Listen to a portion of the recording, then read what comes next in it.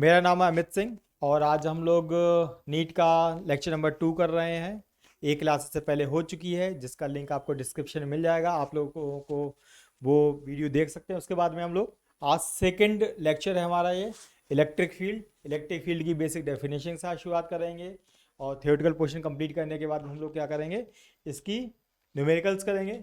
और next class हमारी जो कल होगी 11 बजे उसको लाइव करेंगे हम लोग, और वहाँ पे हम लोग इलेक्ट्रिक फील्ड पढ़ेंगे एक्सटेंडेड बॉडीज़ का। यहाँ पे हम जो इलेक्ट्रिक फील्ड पढ़ेंगे वो किसी पॉइंट बॉडीज़ का पढ़ेंगे। हमारी बॉडीज़ क्या है, स्मॉल है, साइज में छोटी है, पॉइंट चार्ज की वजह से हम लोग इलेक्ट्रिक फील्ड निकालेंगे। और कल हम निकालेंगे एक्सटेंडेड बॉडीज़ की वजह से इलेक्ट्रिक फील्ड। एक्सटेंडेड बॉडीज़ से मतलब है जैसे हमारे पास कोई एक चार्ज रॉड है, जैसे मान लीजिए हमारे पास एक रॉड है ये, और इस पर क्या चार्ज है, इस पर हर जगह क्या चार्ज है, और इसकी लेंथ काफ़ी बड़ी हो सकती है, इनफाइनाइट हो सकती है या छोटी कुछ हो सकती है।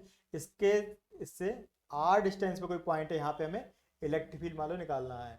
ये हमारी कोई सर्कुलर रिंग है मान लीजिए, सही है, सर्कुलर आर्क है, ये चार्ज है, सही है। इसके सेंटर पे यहाँ पे इलेक्ट्रिक फील्ड निकाल सकते हैं, या इससे इसकी एक्सेस पे किसी पॉइंट निकाल सकते हैं। ये रिंग आपकी कितनी भी हो सकती है सकता है हाफ सर्कल हो या 9, या आपका मान लो कोई कुछ एंगल बना, मान लो 120 डिग्री बना रही है ना, तो उसके सेंटर पे हम लोग इलेक्ट्रिक फील्ड निकाल सकते हैं। तो कुल मिला के हम लोग जो कर रहे हैं, क्या कर रहे हैं, इलेक्ट्रिक फील्ड के बारे में बेसिक से लेके एडवांस वर्जन तक लेके जाएंगे। पॉइंट बॉडीज से लेके हम लोग एक्सटेंडेड बॉडीज तक लेके जाएंगे। तो आज हम लोग पॉइंट बॉडीज के बारे में इलेक्ट्रिक फील्ड पढ़ रहे हैं, और कल हम लोग एक्सटेंडेड बॉडीज के बारे में उनका इलेक्ट्रिक फील्ड निकालना सीखेंगे और उनके क्वेश्चंस को सॉल्व करेंगे। जिस तरीके से किसी मैग्नेट के आसपास मैग्नेटिक फील्ड होता है, उसी तरीके से किसी चार्ज के आसपास इलेक्ट्रिक फील्ड होता है। तो इलेक्ट्रिक फील्ड की डेफिनेशन हमारी बनी, a region where a static charge experiences a force is called electric field। एक अगर जैसे मान लीजिए ये हमारा चार्ज यहाँ पे रखा हुआ है, Q0 चार्ज मान लो रखा हुआ है, तो इस पर कितना फोर्स लगेगा, 0 फोर्स लगेगा, क्योंकि कोई भी इलेक्ट्रिक फील्ड यहाँ पे नहीं है। तो इलेक्ट्रिक फील्ड नहीं है तो इस पर कोई भी फोर्स कितना लगा, तो फोर्स लगा 0। अगर यही चार्ज हमारा, मान लीजिए हमने कहा यहाँ पे एक इलेक्ट्रिक फील्ड हमने बना दिया, मान लीजिए हमने कहा ये हमारा इलेक्ट्रिक फील्ड है और यहाँ पे हमारा एक चार्ज है प्लस Q0, और इलेक्ट्रिक फील्ड कितना है, मान लीजिए इलेक्ट्रिक फील्ड E है, तो इस पर कितना फोर्स लगेगा, F बराबर Q इंटू Q, कितना है चार्ज, कितना Q0 है, Q0 इंटू E। तो पॉजिटिव चार्ज पे इतना फोर्स लगेगा।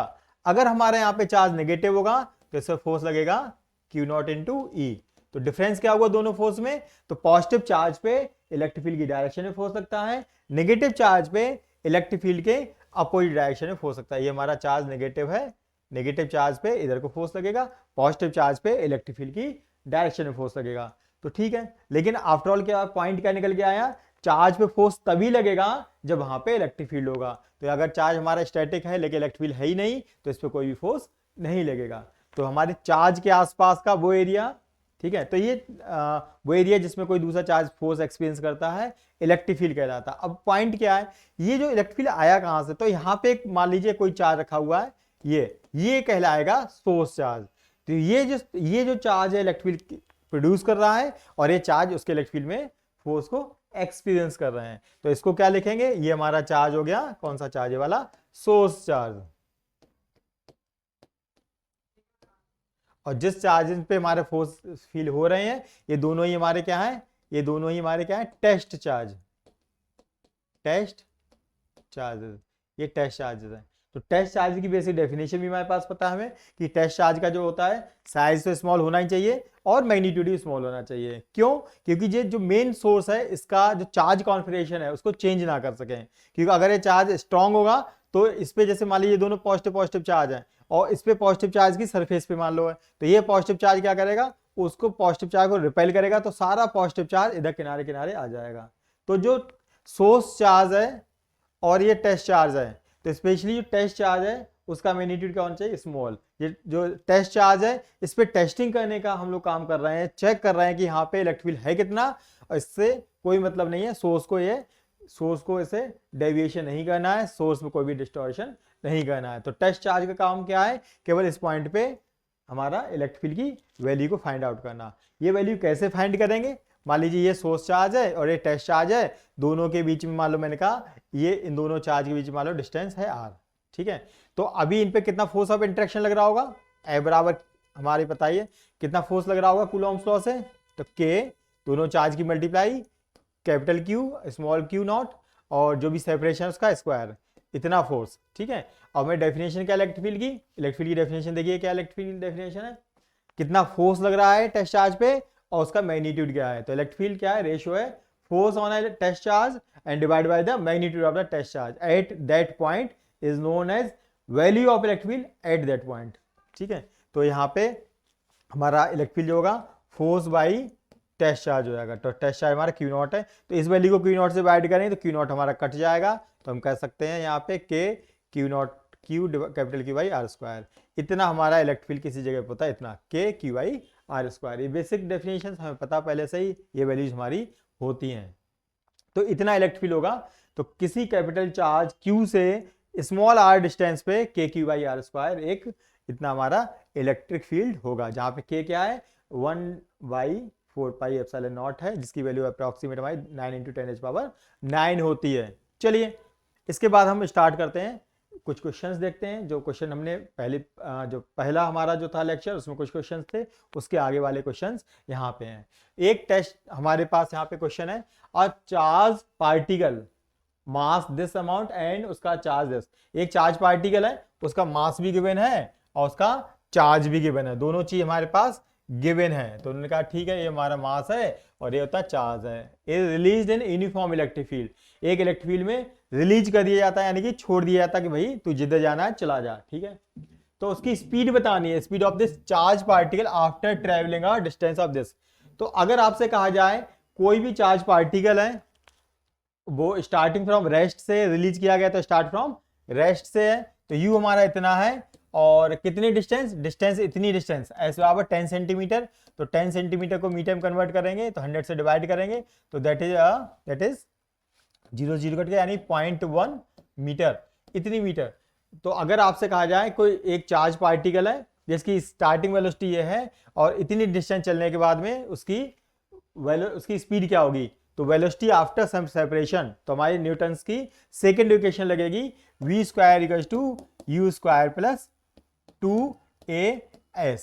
ठीक है, वेलोसिटी निकालने का यही तरीका है कि आफ्टर सम डिस्टेंस, अगर उन्होंने दिया होता इतनी देर चलने के बाद, टाइम के बाद पूछा होता, तो v = u + at लगा देते वहां पे, है ना। टाइम गिवन है और स्टार्टिंग वेलोसिटी और एक्सेलरेशन फाइंड करके, लेकिन हमें टाइम वगैरह नहीं गिवन है, तो हम ये वाली इक्वेशन लगाएंगे। तो वेलोसिटी निकालनी है, रिलीज फ्रॉम रेस्ट, तो u हमारा 0 है प्लस 2as, a और s हमारा कितना 0.1, ये हमारा सॉल्व हो जाएगा, बशर्ते हमें a की वैल्यू पता हो, एक्सेलरेशन।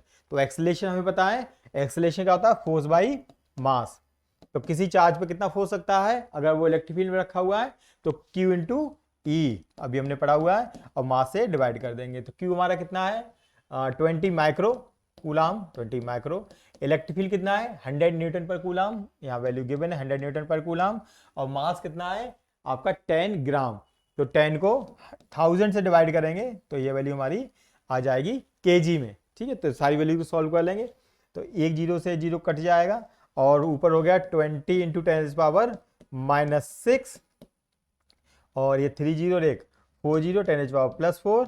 ठीक है, तो -2 यानी 0.2 मीटर पर सेकेंड स्क्वायर, इतना हमारा कैलकुलेशन आप चेक कर लीजिए जो भी है, ये हमारी एक्सेलरेशन इतना आ जाएगा। इस एक्सेलरेशन की वैल्यू को पुट कर देंगे इक्वेशन नंबर 1 में, जो हमारी इक्वेशन है इसमें 1 में पुट कर देंगे, 2 × 0.2 × 0.1, तो आपका कितना हो गया 4 आंसर आ गया, 4 और 2 के बाद दशमलव का 0.04, चूंकि और ये आपका v² आया है, तो u इसको क्या ले सकते हैं 4 × 10⁻⁻2, तो इसको v कितना आ गया आप चेक करिए, तो 2 इसको रूट लगा दें, 2 × 10⁻⁻1 यानी कह सकते हैं 0.2 मीटर पर सेकेंड। यहाँ पे थोड़ा छोटा हो गया, लेकिन आप कैलकुलेशन चेक करेंगे तो आपको ये वैल्यू आ जाएगी। ठीक, केवल एक ही वैल्यू पुट कर देनी है और v² की वैल्यू जो आ चुकी है इसको सॉल्व कर देना है, सही है। तो v को हमको क्या करना है, v की वैल्यू निकाल देनी है, तो दैट है 4.04 और इसका 4 × 10⁻⁻2 रूट लगाएंगे, तो यहाँ पे भी और यहाँ पे भी ठीक 0.2 मीटर पर सेकेंड, इतनी हमारी वेलोसिटी आ चुकी है ना। तो बड़ा बेसिक तरीका है। अगर ये हमारे न्यूटन के 2 इक्वेशन उन पे बेस्ड है, जैसे पहली इक्वेशन ये क्या कहलाती है वेलोसिटी आफ्टर सम टाइम। अगर किसी चार्ज पार्टिकल की वेलोसिटी हमें पता है, स्टार्टिंग वेलोसिटी पता है और उस पर एक्सेलेरेशन पता है, कितना का एक्सेलेरेशन रिटार्डेशन हो रहा है, और टाइम पता है, तो हम बता सकते हैं इतनी देर बाद उसकी वेलोसिटी क्या होगी। तो ये वेलोसिटी आफ्टर सम टाइम होती है इक्वेशन, और ये इक्वेशन कहलाती है वेलोसिटी आफ्टर सम सेपरेशन। कितना, इतना सेपरेशन होने के होते होते क्या वेलोसिटी अचीव हो चुकी होगी। ठीक है, चलिए ये क्वेश्चन में बिल्कुल कैलकुलेशन बेस्ड है, डायरेक्ट हमने सॉल्व कर लिया है। नेक्स्ट क्वेश्चन हम लोग करते हैं। एक चार्ज पार्टिकल है, is projected perpendicular to uniform electric field. तो ये हमारा इलेक्ट्रिक फील्ड उन्होंने शो किया हुआ है, ये वर्टिकल हमारा है, और चार्ज पार्टिकल को उसके परपेंडिकुलर यानी कि इस डायरेक्शन में प्रोजेक्ट किया हुआ है। इलेक्ट्रिक फील्ड की यहां से यहां तक लेंथ कितनी है, 2 मीटर, और इनिशियल वेलोसिटी चार्ज पार्टिकल की 10 मीटर पर सेकंड। इसको 10 मीटर पर सेकंड से इधर को प्रोजेक्टेड किया गया है। तो पूछा गया है कैलकुलेट करना है deflection of the charge in the direction of electric field. ये जो चार्ज पार्टिकल है सीधा जा रहा था, लेकिन चूंकि इलेक्ट्रिक फील्ड ऊपर को लग रहा है, तो अभी अभी हमने पता है हमें किसी पॉजिटिव चार्ज पे इलेक्ट्रिक फील्ड की डायरेक्शन हो सकता है, तो ऐसे फोर्स लगेगा ऊपर के लिए। तो कोई चीज सीधी जा रही थी भैया और फोर्स लगा ऊपर के लिए, तो टिल्ट होती हुई वो इस तरीके से तिरछी तिरछी कहीं और पहुंचेगी। अगर ये फोर्स ना होता ऊपर वाला फोर्स, तो पार्टिकल सीधा चला जाता इस तरीके से। तो ये पार्टिकल यहाँ पे ऐसे पहुंचेगा, तो ये वैल्यू जो डिस्प्लेसमेंट है, यही उसने डिस्प्लेसमेंट पूछा है। Calculate deflection of the charge in the direction of electric field when it leave the electric field, when it leave it. तो कितना होगा, तो ये डिस्प्लेसमेंट निकालना है ये वाला। तो ये वर्टिकल डायरेक्शन में डिस्प्लेसमेंट हो रहा है, तो डिस्प्लेसमेंट की हमारी इक्वेशन होती है एस बराबर ut plus half at square.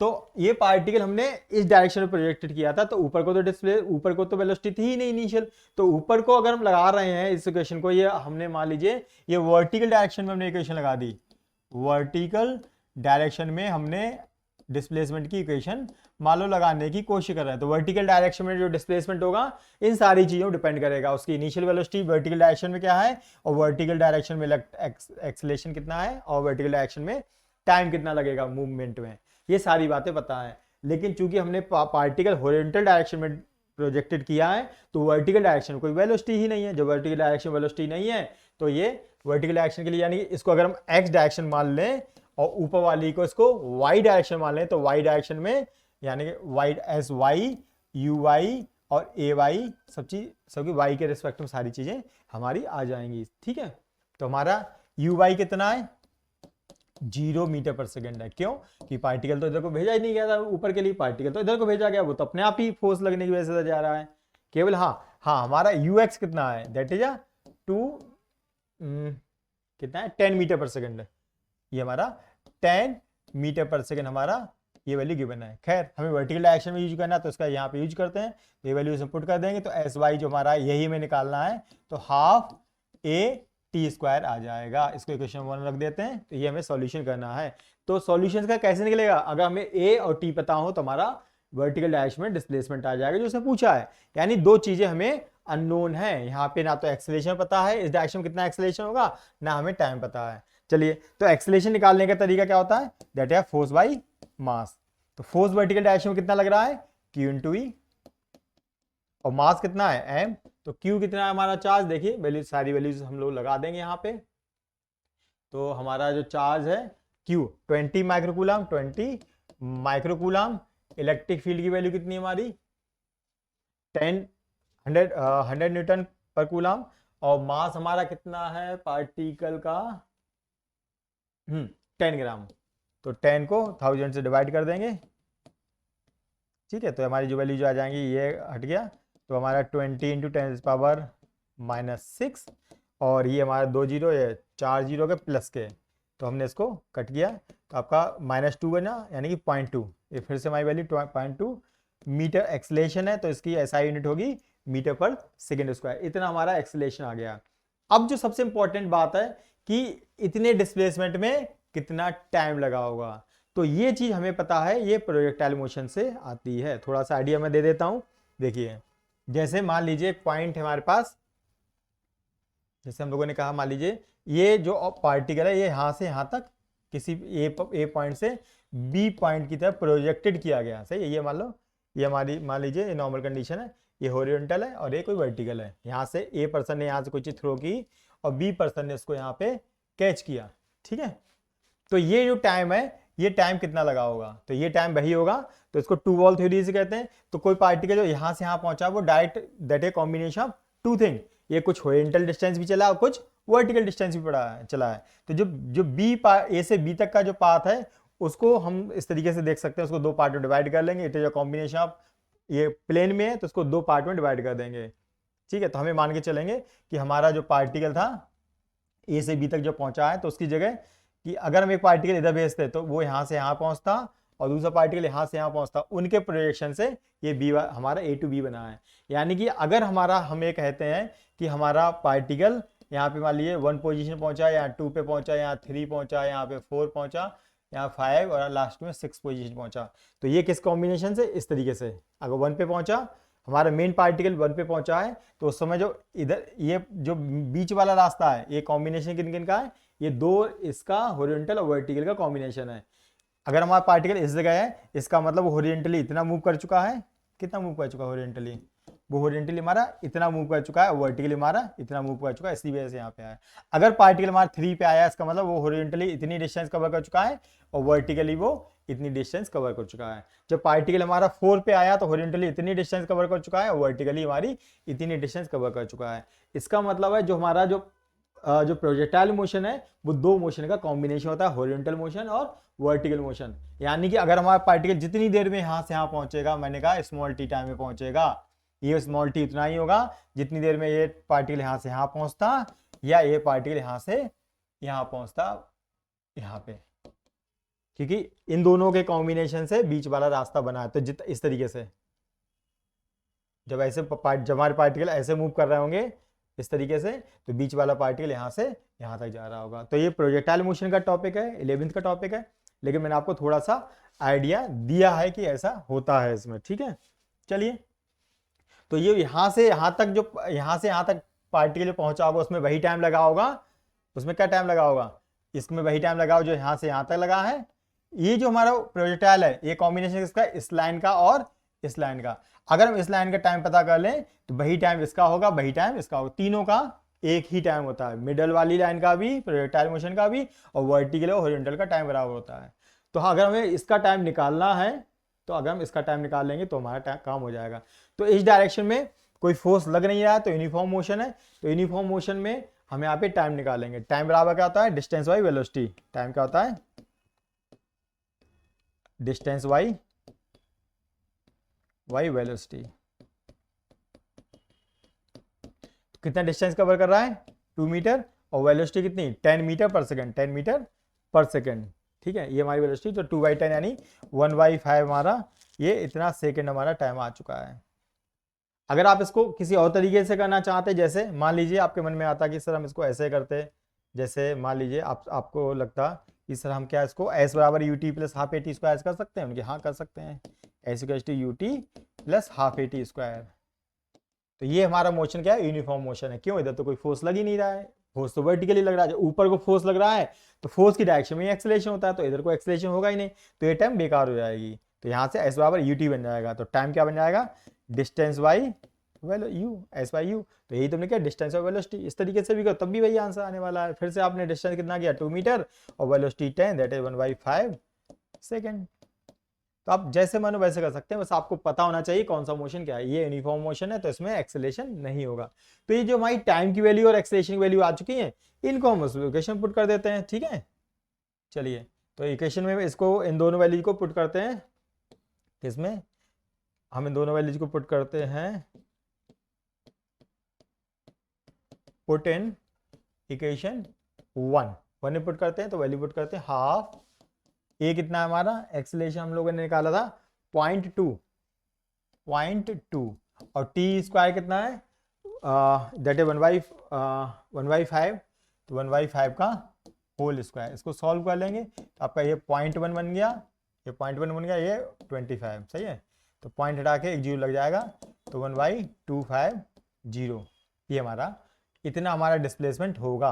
तो इसको और भी तरीके लिखना चाहें, अगर ये हमारे मीटर में आ गया, ठीक है, इस तरीके हमारे मीटर आ चुका है। और ठीक है, इसको सॉल्व कर लेंगे, सही है। 1/25 कितना होता है, 1/25 आपका कितना होता है, ये हमारा 0.4/25 10, तो 0.04 मीटर। ये हमारा डिस्प्लेसमेंट हो गया, ये हमारा डिस्प्लेसमेंट हो गया, सही है। 0.04 आएगा या कुछ और आएगा, चेक कर लेते हैं, एक सेकेंड मैं वैल्यू एग्जैक्ट देख लेता हूँ।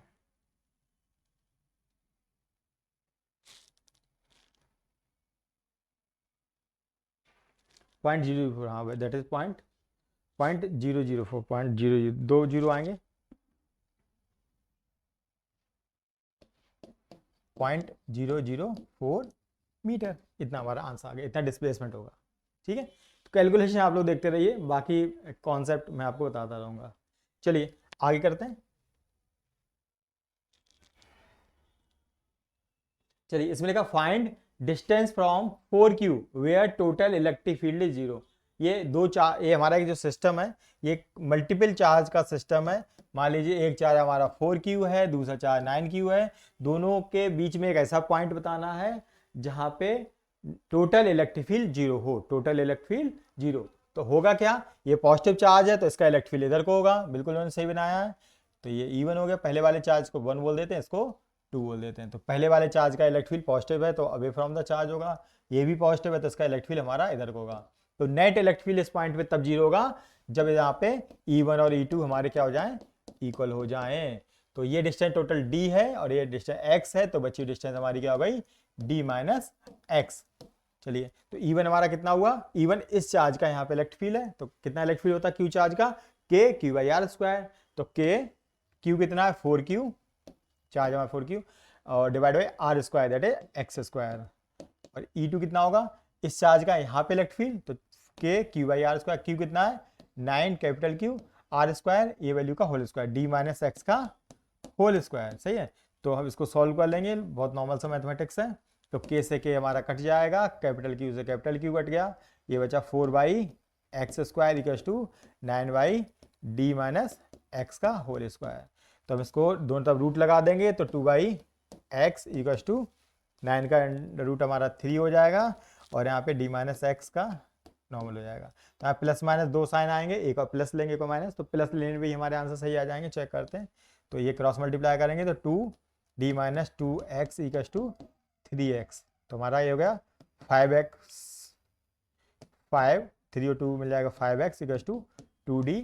तो x की वैल्यू हो जाएगी 2D/5। इतनी दूरी पे पहले वाले चार्ज से इतनी डिस्टेंस पे हमारा क्या होगा, न्यूट्रल पॉइंट मिलेगा जहां पे नेट इलेक्ट्रिक फील्ड 0 हो जाएगा। ना तो इसका इफेक्ट, इसका और इसका दोनों का नेट इफेक्ट वहां पे 0 महसूस होगा। चार्ज को यानी रखेंगे तो उस पर फोर्स नहीं लगेगा क्योंकि इलेक्ट्रिक फील्ड ही 0 इस पॉइंट पे, नेट इलेक्ट्रिक फील्ड 0 है, तो क्या होगा फोर्स 0। कि फोर्स क्या होता है Q इंटू E। अब इलेक्ट्रिक फील्ड है ही नहीं, हाँ है चाहो तो इलेक्ट्रिक फील्ड, लेकिन ऐसा पॉइंट हमें बीच में मिल चुका है यहाँ पे नेट इलेक्ट्रिक फील्ड 0 है, तो वहां पे कैंसिलेशन हो जाएगा हमारा। चलिए बहुत बेसिक क्वेश्चन है, आगे बढ़ते हैं। Find total electric field on the third corner. ये हमारे दो चार्जेस का एक कॉम्बिनेशन है, सही है। दो चार्जेस हमारे यहाँ पे हैं, एक चार्ज स्मॉल q है, स्मॉल q है, और ये हमारा जो इक्विलेटरल ट्रायंगल है, तो वहां पे नेट इलेक्ट्रिक फील्ड पूछा गया है। अब इलेक्ट्रिक फील्ड क्या है, वेक्टर क्वांटिटी है, तो वेक्टर्स को वेक्टर लॉ के साथ जोड़ते हैं, स्केलर को स्केलर लॉ के साथ जोड़ते हैं। तो यहाँ पे नेट इलेक्ट्रिक फील्ड कितना होने वाला है, तो पहले एक का इलेक्ट्रिक फील्ड निकाल लेंगे और दो इलेक्ट्रिक फील्ड हमारे वेक्टर्स हैं उनको हम वेक्टर लॉ के हिसाब से ऐड कर देंगे। चलिए तो इस चार्ज का यहाँ पे इलेक्ट्रिक फील्ड क्या होगा, तो स्मॉल q चार्ज का a डिस्टेंस पे जो इलेक्ट्रिक फील्ड होगा, तो फॉर्मूला हमने लगाया K Q/R²। Q कितना, Q R का मतलब डिस्टेंस कितना a, तो उसका स्क्वायर कर दिया, इतना इलेक्ट्रिक फील्ड हमारा होगा। अब इतना इलेक्ट्रिक फील्ड इधर को होगा और इतना ही इलेक्ट्रिक फील्ड इधर को होगा, दोनों के बीच में एंगल कितना होगा, देखिए ये 60 डिग्री होगा, ये कितना होगा 60 डिग्री। तो हमें वेक्टर का रिजल्टेंट फॉर्मूला पता, अगर दो वेक्टर हमारे पास अवेलेबल है, एक वेक्टर a एक वेक्टर b, दोनों के बीच में कोई हमारा एंगल है, तो हम उसको वेक्टर लॉ के हिसाब से सॉल्व कर सकते हैं। तो दैट स्टैंडर्ड फॉर्मूला, रिजल्टेंट जो फॉर्मूला हमारा होता है वेक्टर का, वो क्या होता है r इक्वल टू, दो वेक्टर का रिजल्टेंट होता है a² plus b² plus 2ab cos theta. ठीक है, हमारा बेसिक फॉर्मूला है। वैसे तो हम इसको बड़ा नॉर्मल तरीके से कर सकते हैं, लेकिन कई सारे तरीके हैं, मैं आपको बेसिक फॉर्मूले के हिसाब से सिखा देता हूँ। वैसे हम लोग इसका आंसर सीधे सीधे डायरेक्ट भी लिख सकते हैं। तो दोनों फोर्स हमारे पास यहाँ पे ये फॉर्मूला किसके लिए, दो वेक्टर्स के लिए जो ए और बी है, और उनके बीच में एंगल भी पता होना चाहिए। यहाँ पे हमारे दोनों वेक्टर क्या है, दोनों ई और ई हैं, दोनों सेम है, दोनों कोई अलग वेक्टर नहीं है, तो दोनों ही ई और ई वेक्टर हमारे पास, और एंगल कितना है 60 डिग्री। सारी वैल्यू लगा देते हैं, तो नेट इलेक्ट्रिक फील्ड जो हमारा आएगा इस फॉर्मूले के हिसाब से, जो ई नेट होगा रूट में पहले वेक्टर का स्क्वायर, तो पहला वेक्टर ई हमारा ई स्क्वायर है, मतलब ई है तो उसका ई स्क्वायर हो गया, दूसरा भी ई है तो उसका ई स्क्वायर हो गया, प्लस 2 ई, पहला भी है दूसरा भी है, E into E cos 60 degree, cos 60 degree. Cos 60 value होती हाफ, तो हाफ से 2 कट जाएगा, तो हमारा हो गया E square plus E square plus E square, तो हमारा 3 स्क्वायर होगा रूट के अंदर, सही है, तो हमारा होगा ई अंडर रूट 3, हमारा आंसर आ गया। और जहाँ पे ई कितना है हमें बताइए, ई कितना है, ई की वैल्यू यहाँ पुट कर दें, के क्यू बाई ए स्क्वायर, तो के क्यू बाई ए स्क्वायर और अंडर रूट 3 से मल्टीप्लाई, इतना हमारा आंसर आ जाएगा। तो वेक्टर्स अगर हमारे पास, देखो किसी भी वेक्टर की अगर बात की जाती है, चाहे वो हमारा डिस्प्लेसमेंट हो, वेलोसिटी हो, एक्सेलरेशन हो, मोमेंटम हो, या फोर्स हो, या इलेक्ट्रिक फील्ड हो, इतनी सारी चीज़ों पे फॉर्मूला लगेगा एक ही, कि दो वेक्टर्स कोई से भी इनमें कोई एक पॉइंट पे एक पार्टिकल का डिस्प्ले, मतलब कोई डिस्प्लेसमेंट इधर को दिया जा रहा है, कुछ डिस्प्ले इधर को दिया जा रहा है पार्टिकल को, तो नेट डिस्प्लेसमेंट क्या होगा, उनका वेक्टर सम होगा। लॉ कौन सा लगेगा, ये वाला लॉ लगेगा। चलिए, तो हमने दो वेक्टर्स थे ई और ई, उनके बीच में 60 डिग्री एंगल है, तो हमने ये वाला फॉर्मूला लगा दिया। नेक्स्ट में देखते हैं total electric field on centroid, centroid पे इस पॉइंट पे नेट इलेक्ट्रिक फील्ड कितना होगा। तो फिर से वही काम बनना है कि ये यहाँ पे चार्जेस बनाने भूल गए लग रहा है लोग, ये Q और Q और कोई चार्ज नहीं, तो इस चार्ज का यहाँ पे इलेक्ट्रिक फील्ड E है, और यहाँ पे इस चार्ज का इलेक्ट्रिक फील्ड, ये दोनों इक्वल बराबर क्यों है, क्योंकि दोनों जगह चार्ज बराबर है और ये डिस्टेंस भी हमारी बराबर होंगी। ठीक है, सेंट्रोइड से जो ट्रायंगल, इक्विलेटरल ट्रायंगल की जो कॉर्नर्स होते हैं उनका डिस्टेंस इक्वल होता है सभी का, है ना। तो क्या होगा, अब इनके बीच में हमें यहाँ पे नेट इलेक्ट्रिक फील्ड निकालना है, तो अगर हम एक का इलेक्ट्रिक फील्ड बता दें और बाकी हम यहाँ पे वेक्टर लॉ ऑफ एडिशन लगा दें, जो रिजल्टेंट का फॉर्मूला है हमारा, तो हमारे आंसर्स सही आ जाएंगे। तो हम ई की वैल्यू निकालते हैं, तो ई हमारा क्या होगा, के क्यू बाई आर स्क्वायर, के क्यू कितना है स्मॉल क्यू, आर का मतलब ये डिस्टेंस, मान लो मैंने कहा कि ये डिस्टेंस अभी इन्होंने लिख रखी है लेकिन मान लो हमें पता नहीं होती, मान लो ये एक्स है, तो कैसे सॉल्व करते हैं, K Q by X square, and how to find X की वैल्यू। तो ये जो ट्रायंगल है, जो हमें छोटा सा ट्रायंगल दिख रहा है, तो ये टोटल वैल्यू हमारी ए है, तो हाफ कितना होगा ए बाई 2, तो ये डिस्टेंस हमारी ए बाई 2 हो जाएगी। ये जो सेंट्रोइड की तरफ जो लाइन जाती है, ये टोटल जो 60 डिग्री का एंगल है उसको हाफ पार्ट में डिवाइड करती है, 30 में डिवाइड करेगा तो ये वैल्यू कितना हो जाएगा 30, ये एंगल हमारा 30 हो जाएगा। तो ये वैल्यू कैसे निकालेंगे, ये वैल्यू जो मैं एक्स है इसको कैसे निकालेंगे, तो बेस बाई हाइपोटेनस है, यानी कि हमें कौन सा फॉर्मूला लगेगा, कॉस का फॉर्मूला लगेगा। तो cos 30 की वैल्यू कितनी हुई, cos 30 की वैल्यू, cos 30 की वैल्यू हुई base by hypotenuse a by 2x, तो हम देख सकते हैं a बाई 2x आ गया। cos 30 वैल्यू वही होती है साइन 60 की होती है, that is under root 3 by 2, तो 2 से 2 कट गया, x हमारा आ चुका है a बाई रूट 3, ये वैल्यू आई है, जो उन्होंने भी सही लिखी, दैट इज ओके, लेकिन अगर नहीं होती तो हम ऐसे निकाल सकते थे। तो ये जो वैल्यू हमने जो सॉल्व की है, ये हम अलग सकते हैं, नोट है हमारा, इसको यहाँ पे लगा दिया, तो के क्यू एक्स स्क्वायर का मतलब ए बाई रूट 3 का स्क्वायर, तो ए स्क्वायर यहाँ होगा, रूट 3 का स्क्वायर का 3 आएगा, ऊपर 3 आ जाएगा, तो यहाँ पे 3 और आ जाएगा। इतना हमारा इलेक्ट्रिक फील्ड आ चुका है एक की वजह से। अब इलेक्ट्रिक फील्ड यहाँ पे इस चार्ज की वजह से इलेक्ट्रिक फील्ड भी है और इस चार्ज की वजह से भी इलेक्ट्रिक फील्ड है। अब दोनों इलेक्ट्रिक फील्ड में कितना एंगल है चेक करते हैं, देखिए, तो ये चूंकि 30 है, ये 90 है, तो ये कितना होगा 60 डिग्री होगा। ऐसे सिमिलरिटी से 30 होगा, ये 90 होगा, तो ये हमारा फिर 60 होगा, तो ये 60 वजह से ये एंगल 60 हो जाएगा और इस 60 वजह से ये एंगल 60 हो जाएगा, तो दोनों फोर्स के बीच में 120 का एंगल हो गया। और हमें पता है अगर दो इक्वल फोर्स हमारे 120 के डिग्री एंगल पे होते हैं तो उनका रिजल्टेंट फोर्स किसी एक फोर्स के बराबर होता है, किसी एक इलेक्ट्रिक फील्ड के बराबर होता है। तो यहाँ पे दो वेक्टर्स हैं, दोनों इक्वल हैं, 120 का एंगल है, तो इनका रिजल्टेंट कितना होगा, ई ही इसका इलेक्ट्रिक फील्ड होगा। चलिए, वैसे फॉर्मूला आया कहाँ से, चलो बताते हैं। रिजल्टेंट क्या होता है चेक कराते हैं आपके लिए, a square plus b square plus 2ab cos theta हमारा एक फॉर्मूला होता है। मैंने कहा दोनों अगर फोर्स बराबर हो, दोनों इलेक्ट्रिक फील्ड मान लो बराबर है, मैंने कहा ई और ई लगा देते हैं, तो पहले को भी ई लगा दिया, तो उसका ई स्क्वायर होगा, दूसरे को ई लगा दिया, ई स्क्वायर हो गया, प्लस 2 ए और बी की जगह ई और ई लगा दिया, cos 120 degree, cos 120 degree, cos 120 की वैल्यू होती है -12, ठीक है। तो हमारे क्या हुआ, E square plus E square यानी 2 ई स्क्वायर हो गया, प्लस ये 2 ई स्क्वायर यहाँ पे भी हो गया, और यहाँ पे cos 120 की वैल्यू -12 होती है, ये 2 से 2 कट गया, 2 E square minus E square, 2 E square minus E square का रूट, तो आप देख सकते हो रूट हमारी वैल्यू आ गई ई के बराबर। यानी कि हमने एक कंक्लूजन निकाला कि अगर एक फोर्स हमारा कोई भी इलेक्ट्रिक फील्ड हमारा ई है, दूसरा इलेक्ट्रिक फील्ड ई है, उनके बीच में 120 डिग्री है, तो उनका जो रिजल्टेंट होगा उनके दोनों के बीच से जाएगा और उसका मैग्नीट्यूड भी ई ही होगा। ई 120 डिग्री पे होंगे तो उनका रिजल्टेंट ई, एफ और एफ 120 पे होंगे तो उनका रिजल्टेंट एफ, अगर वो दोनों फोर्स हमारे 120 पे होते हैं। तो हमारा ई और ई 120 पे है तो उनका रिजल्टेंट कितना ई होगा, और ई की वैल्यू कितनी, इतनी। तो ये हमारा आंसर आ चुका है, यही आंसर है। ये तो मैंने आपको प्रूव किया है कि दो अगर हमारे दोनों इलेक्ट्रिक फील्ड हमारे ई और ई हैं और उनके बीच में 120 का एंगल है तो हमारा आंसर ई ही आएगा। तो ई और ई का रिजल्टेंट ई, और चूंकि ये इक्वल फोर्स है तो दोनों के मिड से जाएगा, तो ये हमारा नेट इलेक्ट्रिक फील्ड की डायरेक्शन ये भी होगी। तो मैग्नीट्यूड तो हमने निकाल ही दिया, इतना होगा, डायरेक्शन भी निकाल दी हमने। अगर हमें बोला जाता कि ये एक्स एक्सिस है तो हम कह सकते थे ये वाई एक्सिस होगा, तो हम उस केस में यहाँ पे ये एक्स एक्सिस के लॉन्ग वेक्टर होता है हमारा आई डायरेक्शन वेक्टर, और वाई के अक्रॉस होता है जे वेक्टर। तो अगर हमारा इसको हम जे कैप से मल्टीप्लाई करके भी आंसर दे सकते हैं, यानी कि ये जे कैप का मतलब इस डायरेक्शन में हमारा इतना इलेक्ट्रिक फील्ड होगा। चलिए आगे देखते हैं।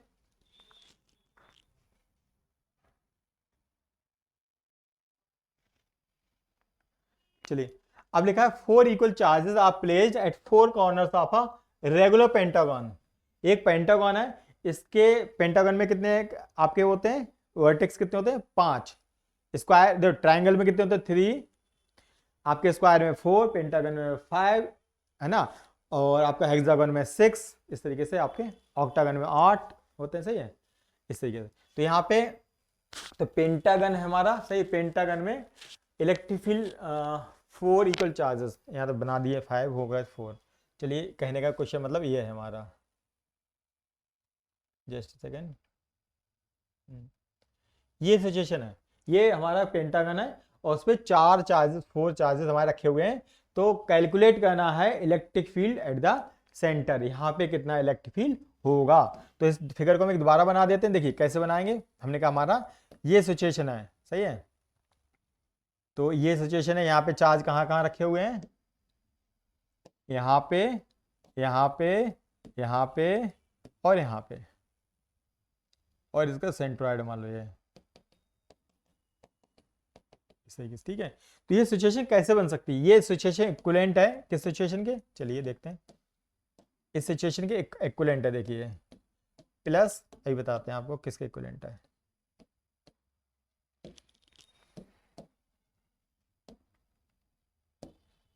अभी आपको समझ में आ जाएगा किसके इक्विवेलेंट है।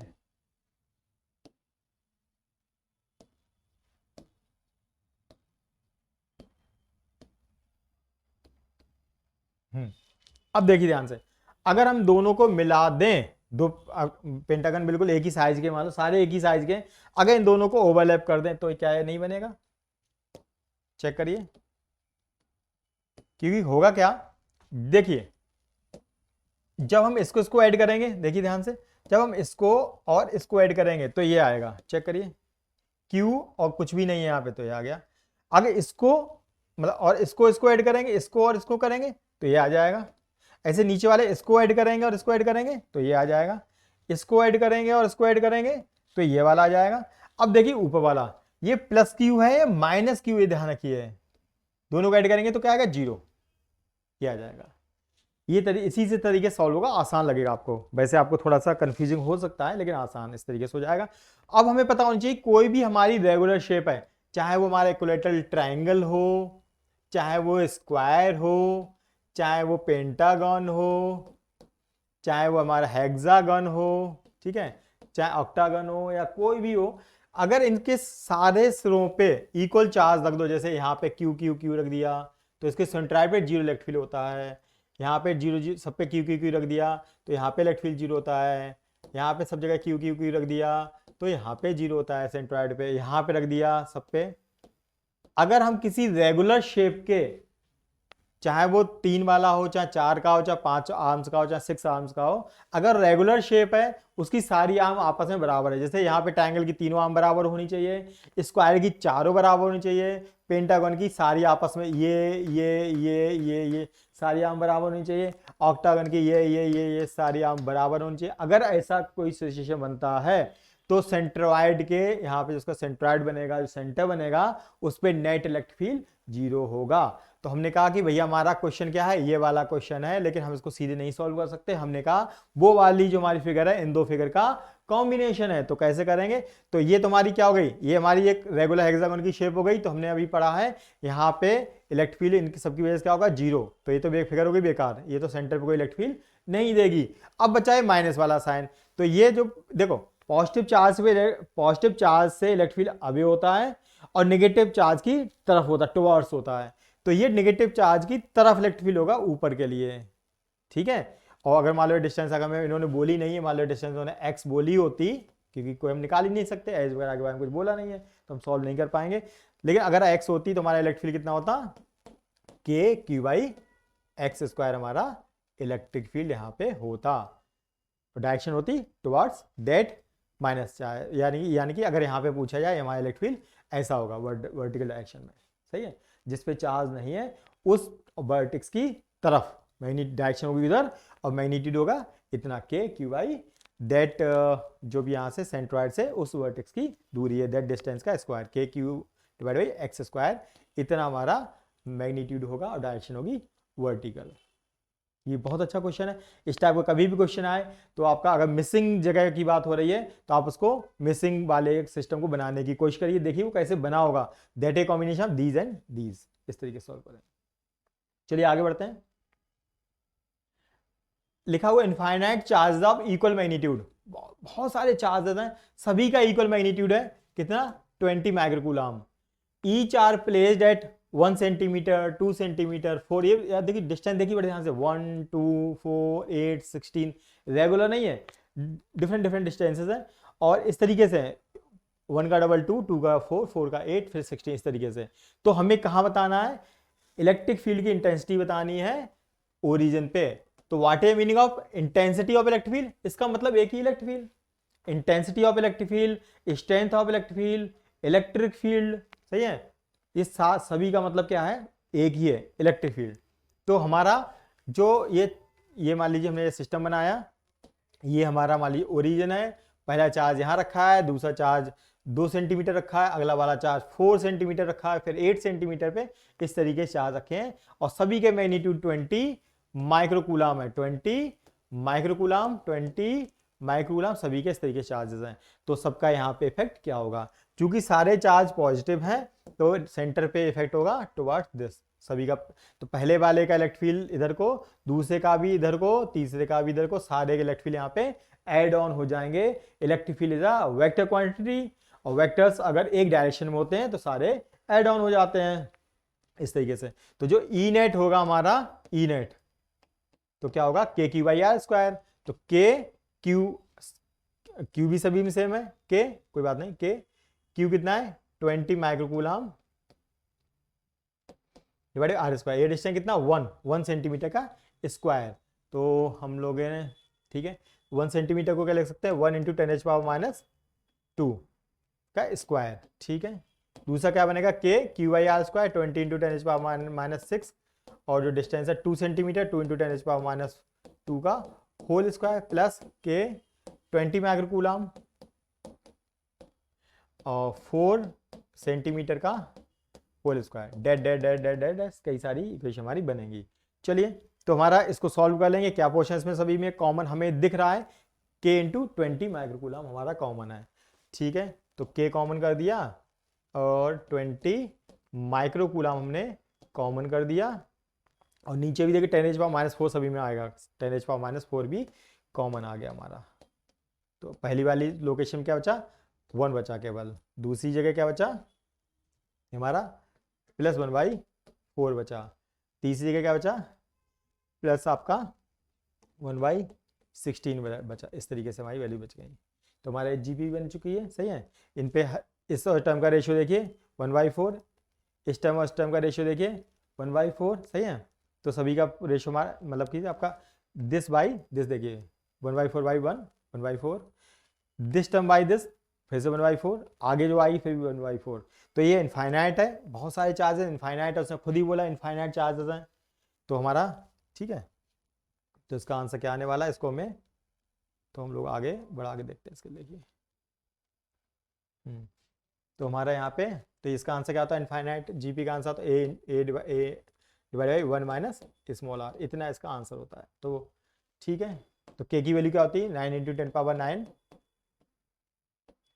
20 10⁻⁻6 और 10⁻⁻4, और ये वैल्यू क्या बनेगी a1 first term divide by 1 minus R 1/4।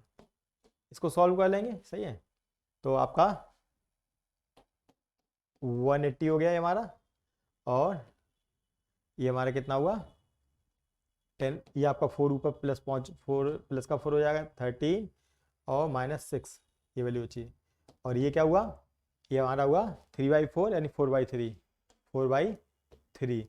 तो 3 से हमारा ये कटेगा 6 0 हो गया, तो होगा 240 10⁻, कितना हुआ ये हमारा -7 हो गया। इतना इलेक्ट्रिक फील्ड होगा न्यूटन पर कूलम। अगर हमने कैलकुलेशन सब ठीक करी है तो इसको दूसरे फॉर्मेट में भी लिख सकते हैं 2.4 × 10⁻⁻5 न्यूटन पर कूलम, इस तरीके से। कैलकुलेशन एक बार आपको देख लीजिए कहीं कोई मिस्टेक ना हो। कॉन्सेप्ट है ये आपकी, ये जीपी बनेगी इस तरीके से, और उसको ज्योमेट्रिक प्रोग्रेशन इनफाइनाइट सीरीज का उसका आंसर हम लोग इस तरीके से निकालेंगे। चलिए इसके बाद एक और क्वेश्चन है हमारे पास, इनफाइनाइट चार्जेस हैं, बहुत सारे चार्जेस हैं, फिर से सारे एक्स एक्सेस पे रखे हुए हैं, और कौन कौन सी लोकेशन रखे हुए हैं ये लोकेशन देख लीजिए, बड़ी अलग टाइप की लोकेशन है। एक रखा है x बराबर a पे रखा है, एक x बराबर √2a पे रखा हुआ है, एक x बराबर दिस पे रखा हुआ है, एक इस पे रखा हुआ है। ये चार्जेस देखिए ध्यान से, चार्ज हमारा एक बार क्या है +q फिर -q फिर +q फिर -q, यानी चार्ज हमारे अल्टरनेट हैं, चार्ज हमारे अल्टरनेट है। लोकेशन हमारी ये है, तो हम इनको सारी वैल्यूज को रख के देख लेते हैं। चलिए तो हमारे जो पहले चार्ज की वजह से कितना ओरिजिन पे कितना इलेक्ट्रिक फील्ड होगा kq/r²। तो पहले चार्ज का इलेक्ट्रिक फील्ड होगा k, q कितना है +q, r कितना है a तो a का स्क्वायर, ठीक है, प्लस दूसरा चार्ज k, दूसरा चार्ज हमारा माइनस में है, और r कितना है ये √2a का होल स्क्वायर तो 2a², कोई दिक्कत नहीं, प्लस फिर हमारा अगला चार्ज प्लस में kq, और डिस्टेंस कितना है दिस, इसका स्क्वायर करेंगे 3a²। फिर हमने क्या, फिर हमारा चार्ज है प्लस माइनस है हमारा k -q और 2a का स्क्वायर यानी कि 4a² प्लस डेट। तो सबका इलेक्ट्रिक फील्ड है, इलेक्ट्रिक फील्ड एक ही डायरेक्शन में, तो हमारा नेट इलेक्ट्रिक फील्ड हो जाएगा E net = दिस अमाउंट।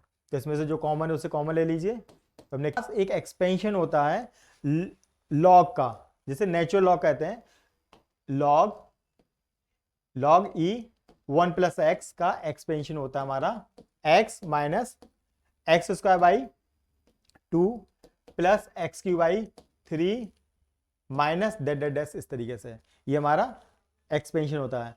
ये नेचुरल लॉग का होता है, ये 10 के बेस में नहीं है, या तो नेचुरल लॉग लिखें ln लिखें या log e लिखें, दैट इज हमारा ये हमारा नेचुरल लॉग ही एक तरीके से। अगर हम यहाँ पे x की वैल्यू 1 पुट करिए, देखिए चेक करिए, x की वैल्यू 1 पुट कर दें तो ये क्या बनने वाला है, तो 1 + 1 क्या हो जाएगा 2 हो जाएगा। तो log e 2 = 1 - 1/2 प्लस 1/3 डेट, ये टर्म हमारी आ गई। ये देखिए क्या ये वैल्यू हमारी इससे मैच हो रही है, ये टर्म हमारी इससे मैच हो रही है नहीं हो रही है, यानी कि ये टर्म हमारी मैच हो रही है, प्रॉपर मैच हो रही है। तो ये वैल्यू हमारी log e मतलब नेचुरल लॉग 2 की वैल्यू है हमारी। तो यहाँ पे हम देख सकते हैं, तो हमारा आंसर आ गया kq/a² और नेचुरल लॉग 2, इसको यहीं पे छोड़ देंगे, ये हमारा आंसर है। नेचुरल लॉग की वैल्यू लिख सकते हैं, नेचुरल लॉग को लॉग बेस 10 में कन्वर्ट कर सकते हैं, डिफरेंट तरीके से कर सकते हैं। अब हमें इसके आंसर्स देखने पड़ेंगे, जो भी 4 आंसर उसके हिसाब से चेक करना पड़ेगा, क्या उन्होंने इसकी वैल्यू रखी है नहीं रखी है तो नेचुरल लॉग में छोड़ा है, ये हमारा log 10 के बेस में छोड़ा हुआ है। तो हम आंसर देख के उसको सॉल्व करेंगे। वैसे हमारा आंसर आ चुका है। एक लास्ट क्वेश्चन हमारा, ये क्वेश्चन नहीं है, एक हमारा एक तरीके से एक कर्व है। अगर हमारे ये दो कर्व हैं, इन कर्व को फाइंड आउट करेंगे। ये हमारे कर्व हैं, दोनों कर्व हमें निकालने हैं।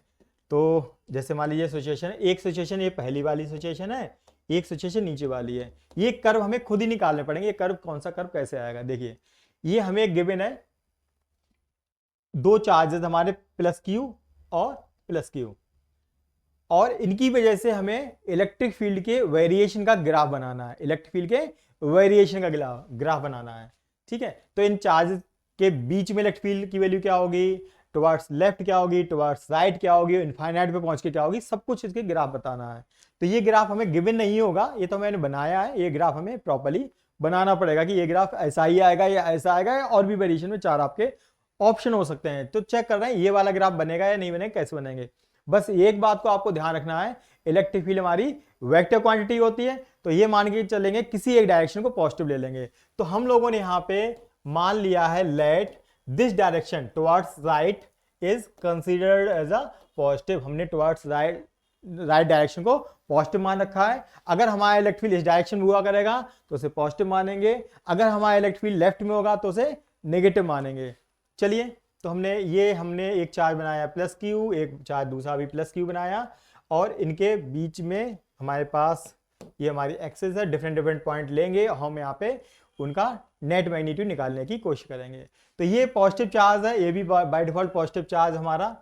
तो इस चार्ज के बिल्कुल पॉजिटिव चार्ज के पास में ही इलेक्ट्रिक फील्ड कितना होता है, मैक्सिमम इलेक्ट्रिक फील्ड होता है। तो हमने कहा इस चार्ज का यहाँ पे इलेक्ट्रिक फील्ड मैक्सिमम होगा और इस पॉइंट पे मैक्सिमम होगा, ठीक है।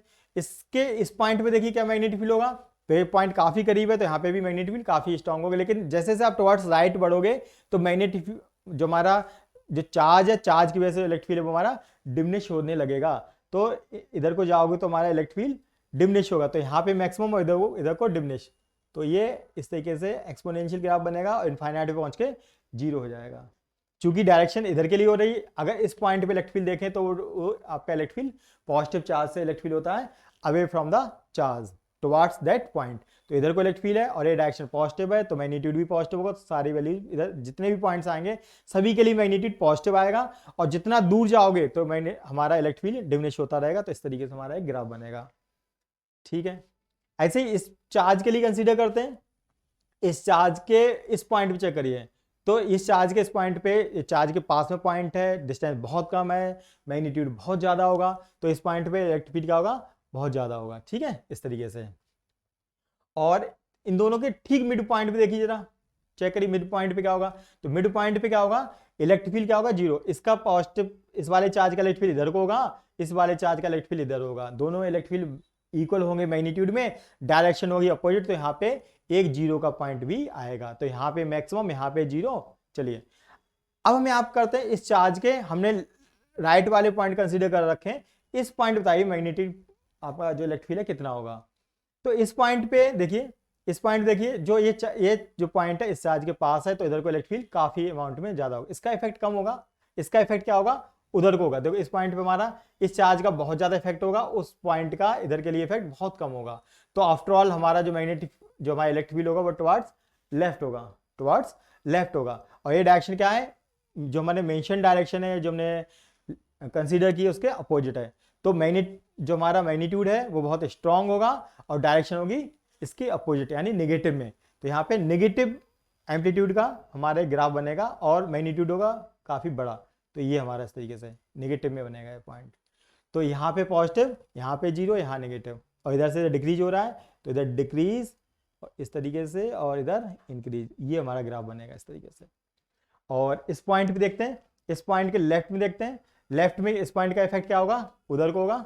इस पॉइंट का इफेक्ट हमारा इधर को होगा, और पॉइंट के करीब है तो यहाँ पे मैग्नीट्यूड काफी ज्यादा होगा।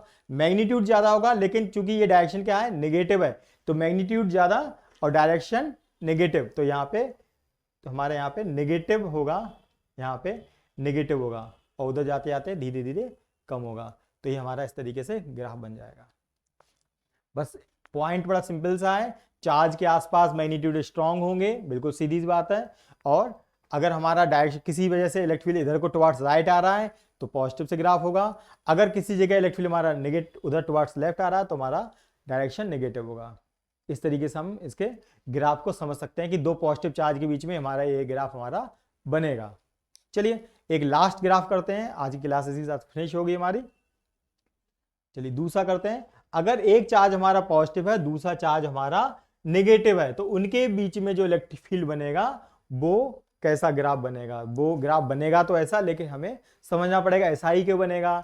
मल्टीपल ग्राफ आपके पास ऑप्शन में हो सकते हैं, लेकिन हमें वहां पे खुद ही कंसीडर करना पड़ेगा कौन सा सही और कौन सा गलत है। तो हमने मान लीजिए ये सिचुएशन ले ली, दो हमारे हमने चार्ज ले लिए। पहला वाला जो केस था दोनों पॉजिटिव थे चार्ज, यहाँ पे एक पॉजिटिव और एक नेगेटिव है। पहला वाला पॉजिटिव, दूसरा वाला नेगेटिव। आप ये नहीं कह सकते कौन सा पॉजिटिव लेना कौन सा नेगेटिव लेना, जैसा लेंगे उसी हिसाब से आपका ग्राफ स्विच हो जाएगा। आपको तभी तो समझना है, नहीं तो समझने की जरूरत ही नहीं है। अगर रटना होता तो ठीक है कि ये इसमें ऐसा होता है, इसमें ऐसा होता है, बनाते रहिए। लेकिन सिचुएशन बदल सकती है, दोनों नेगेटिव होगा, दोनों पॉजिटिव, इधर नेगेटिव इधर positive, multiple situations are there, तो उनमें से आपको समझना पड़ेगा कौन सा पॉइंट सही है। चलिए तो हम लोगों ने कहा कि फिर से वही कंडीशन है, this direction towards right is consider as a positive. इस डायरेक्शन को पॉजिटिव कंसीडर कर लिया। अब हमने कुछ सिचुएशन ले ली, तो हमने जो चार्ज है, चार्ज के इस पॉइंट पे एक सिचुएशन ले ली, इसके आगे वाले पॉइंट पे, इसकी एक्सेस पे इस वाले पॉइंट देखिए, हम यहाँ पे देखेंगे, यहाँ देखेंगे। जैसे ही हमने देखा ये पॉइंट काफी करीब है, चूंकि नेगेटिव चार्ज है तो टुवर्ड्स नेगेटिव चार्ज हमारा इलेक्ट्रिक फील्ड होगा। यहाँ पे इलेक्ट्रिक फील्ड की डायरेक्शन क्या होगी बताइए, यहाँ पे इलेक्ट्रिक फील्ड की डायरेक्शन ऐसी होगी, और मैग्नीट्यूड बहुत स्ट्रांग होगा क्योंकि चार्ज के करीब है। चार्ज के करीब मैग्नीट्यूड बहुत स्ट्रांग होता है, और डायरेक्शन क्या है, टुवर्ड्स दिस। और ये डायरेक्शन क्या है, नेगेटिव, क्योंकि इधर को टुवर्ड्स राइट पॉजिटिव है, टुवर्ड लेफ्ट नेगेटिव है। तो मैग्नीट्यूड स्ट्रांग होगा और नेगेटिव होगा, तो यहाँ पे नेगेटिव में मैग्नीट्यूड होगा और स्ट्रांग होगा, ये मतलब हो गया, नेगेटिव में मैग्नीट्यूड स्ट्रांग होगा। और जैसे जैसे चार्ज से दूर जाओगे मैग्नीट्यूड कम होता चला जाएगा और इनफाइनाइट पे पहुंच के जीरो हो जाएगा। चलिए ये बात बिल्कुल ठीक है, बात समझ आ गई। ऐसे ही देखो इसको देखिए, पॉजिटिव चार्ज के पास में मालूम मैं इस पॉइंट की बात करता हूं, तो यहाँ पे मैग्नीट्यूड काफी स्ट्रांग होगा क्योंकि चार्ज के बहुत करीब है, मैग्नीट्यूड स्ट्रांग है। और इस पॉइंट पे जो आगे इधर वाले राइट वाले पॉइंट्स हैं, तो पॉजिटिव चार्ज से अवे होता है, तो आपका जो डायरेक्शन होगी टुवर्ड्स राइट होगी, तो ये डायरेक्शन पॉजिटिव होती है। तो मैग्नीट्यूड स्ट्रांग भी है और पॉजिटिव भी है, तो यानी कि यहाँ पे हमारा कुछ मिलेगी सिचुएशन, ठीक है, इस तरीके से। और देखिए बाकी पॉइंट ऐसे कंसीडर कर लेंगे, बाकी देखते हैं। अच्छा इस पॉइंट पे क्या होगी सिचुएशन, तो चार्ज के ये पॉइंट भी करीब है, लेकिन इधर इलेक्ट्रिक फील्ड कैसा होगा, इधर के लिए होगा। तो मैग्नीट्यूड तो स्ट्रांग है, लेकिन डायरेक्शन क्या अपोजिट, तो नेगेटिव में हाई मैग्नीट्यूड बन जाएगा, तो नेगेटिव में हाई मैग्नीट्यूड और उधर पहुंचते पहुंचते काफी कम हो जाएगा। तो ये ग्राफ तो हमारा देखिए अभी तक इतना ग्राफ हमारा कॉमन हो चुका है। और नेगेटिव चार्ज के पास देखिए यहाँ पे मैग्नीट्यूड कैसा होगा, यहाँ देखिए इधर को होगा और स्ट्रांग होगा, क्या होगा, स्ट्रांग होगा, सही है। नहीं एक सेकंड की डायरेक्शन हमने उल्टी बना दी। इस पॉइंट पे जो हमारा इलेक्ट्रिक फील्ड होता है टुवर्ड्स नेगेटिव चार्ज होता है, नेगेटिव चार्ज की तरफ, ये हमारा इधर को इलेक्ट्रिक फील्ड होगा। इधर था चार्ज नेगेटिव चार्ज की तरफ, इधर भी इधर होगा और इधर भी इधर होगा, तो इस पॉइंट पे चार्ज की तरफ होगा। और ये डायरेक्शन हमने क्या कंसीडर कर रखी, पॉजिटिव, तो यहाँ पे स्ट्रांग होगा और पॉजिटिव होगा। स्ट्रांग और पॉजिटिव मतलब ये पॉइंट मिल गया। और देखिए इस पॉइंट पे तो ये दोनों का स्ट्रांग है इस तरीके से। अब मिडिल पॉइंट पे कहीं पे क्या सिचुएशन होने वाली है, तो चार्ज के करीब बहुत ज्यादा स्ट्रांग होगा, लेकिन देखो इसका इफेक्ट यहाँ पे होगा, लेकिन दूर पॉइंट है तो थोड़ा इफेक्ट इसका हो गया, इसका भी इफेक्ट इधर को होगा, तो ये दोनों इफेक्ट मिलेंगे, जुड़ेंगे तो दोनों, लेकिन ये उतने स्ट्रांग नहीं हो सकते जितने ये स्ट्रांग। तो यहाँ पे रहेगा तो इफेक्ट पॉजिटिव, जीरो तो नहीं बनेगा, जुड़ेंगे, लेकिन चार्ज के पास इफेक्ट बहुत, चार्जेस के पास में इफेक्ट बहुत ज्यादा है, मिडिल में थोड़ा कम है, तो इनका जो ग्राफ बनने वाला है यहाँ पे कम और फिर से अगेन हाई, तो ये वाला ग्राफ हमारा बनने वाला है फिर से। अब यहाँ पे अगर थोड़ा सा ट्रिक के रूप में समझना चाहें तो समझ सकते हैं। देखिए ये पॉजिटिव चार्ज था तो इसका ग्राफ देखो कॉमन है, ये तब पोर्शन हमारा कॉमन रिपीट हुआ, देखिए है ना, रिपीट हुआ ना। ये पॉजिटिव था और ये नेगेटिव था, ये वाला हमारा क्या हो गया, ये वाला ग्राफ हमारा फ्लिप हो गया है, ये वाला ग्राफ हमारा, क्योंकि नेगेटिव पॉजिटिव के लिए ऐसा ग्राफ ऐसा है तो नेगेटिव के लिए ठीक इसका फ्लिप हो जाएगा। तो ये हमारा ग्राफ देखो ऊपर वाले को फ्लिप करो तो ये बन जाएगा, ठीक है। तो पॉजिटिव पॉजिटिव का कॉमन है और पॉजिटिव और नेगेटिव में दोनों में क्या है, फ्लिप है, ठीक है। तो आप इस तरीके से समझ सकते हैं। अगर आप याद भी करना चाहें इस वाले को याद कर लीजिए, तो उसको जिसको भी जो चार्ज करना है, जो भी चार्ज आपको करना है उसका फ्लिप कर दीजिए। जैसे अगर आपसे कहा जाता माइनस क्यू और प्लस क्यू का क्या होगा, मान लीजिए, अब वो तब बताइए, तो हमने माइनस क्यू मतलब इसका ये वाला जो ग्राफ है फ्लिप हो जाएगा, इसका फ्लिप का मतलब क्या हो जाएगा, जो नीचे है तो ऊपर हो जाएगा, सही है। और जो ये ऊपर से नीचे है तो नीचे से ऊपर, इस तरीके से, इस तरीके से। और पॉजिटिव का तुम्हारा, पॉजिटिव का कौन सा ग्राफ रहेगा, पॉजिटिव का जो भी ग्राफ रहेगा, पॉजिटिव का ग्राफ कैसा रहेगा, इस तरीके से, और उधर वाला ग्राफ जो का तो रहेगा। यानी कि ये वाला जो ग्राफ हमारा इस तरीके जो बन रहा था, इस तरीके का ग्राफ बनेगा कुछ, ठीक है। अगर माइनस क्यू प्लस क्यू करेंगे तो आप देखिए पॉजिटिव पॉजिटिव का ग्राफ है, अगर ये सेम है तो जो कहते हैं ये पॉजिटिव है नेगेटिव, तो ये वाला ग्राफ फ्लिप हो जाएगा। जिसको भी चेंज करेंगे भाई आपका ग्राफ फिनिश हो जाएगा आपका, सही है, वो फ्लिप हो जाएगा आपका ग्राफ। तो ठीक है, तो यहाँ पे आज हम क्लास फिनिश करते हैं।